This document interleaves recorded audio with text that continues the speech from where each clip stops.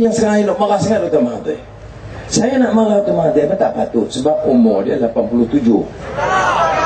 Ya, apa marah dia saya? Ya. Tapi saudara, saya nak tanya, yang dia pertahan sangatnya apa? Kalau dengar, dia baru ni dengar demam sekejap.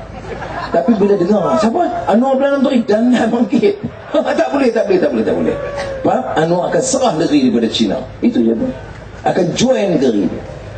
Kalau di Selangor, habis jadi Kristian. Pulau Pinang, habis dan Melayu hilang. Tak ada dah.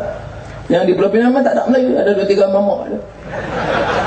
Jadi saudara, dia ingat rakyat ni bodoh. Rakyat tak bodoh, dia tahu. Sebab itu saudara, bila kita tanya balik, Dr. Mahathir, yang dia nak pertahan sangat apa dia?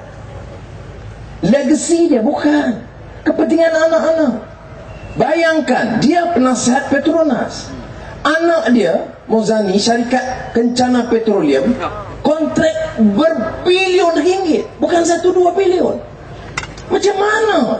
Tak ada Melayu Perak yang cerdik. Engineer, Nizar engineer. Tak ada mining engineer, tak ada petroleum engineer.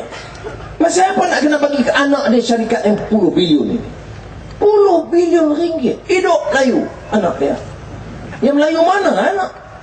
Saudara, kalau kita jadi pemimpin, anak bilion ringgit, adik pegang bank, bini beli cicit main-main, anak syarikat bilion, tak malu tu tak?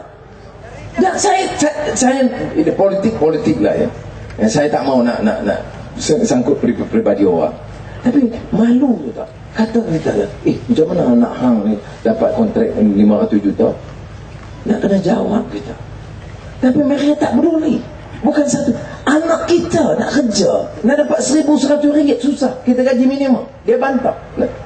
Mahathir Najib kata bankrupt, 1,100 ringgit. Anak dia bilion ringgit. Anak Syarizat kerja dengan NFC 30,000 ringgit sebulan. Dia nak kerja. Ya. Saya pergi semalam tanya India, dia nak kerja dia. Dia kerja lembu. Apa kerja? Kira rendah munun ala anji. Apa? 1 bulan 30,000 ringgit. 30,000 ringgit. Ini ada lagi pemuda UMNO baling batu kat kita. Tadi pecah habis.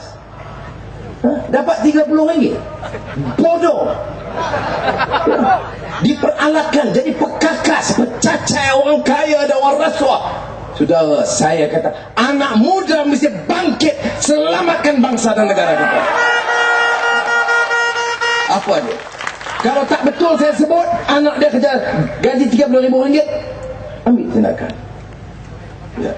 Anak kita nak dapat 1,500. Berapa ramai ni yang dah belajar UiTM dan semua college, keluar belum jamin kerja.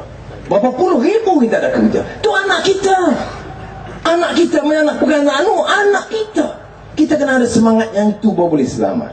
Ini anak kita, anak Melayu, anak Cina, anak India, anak Dayak, anak Kadazan. Kita nak pimpin mesti faham semangat keadilan kita.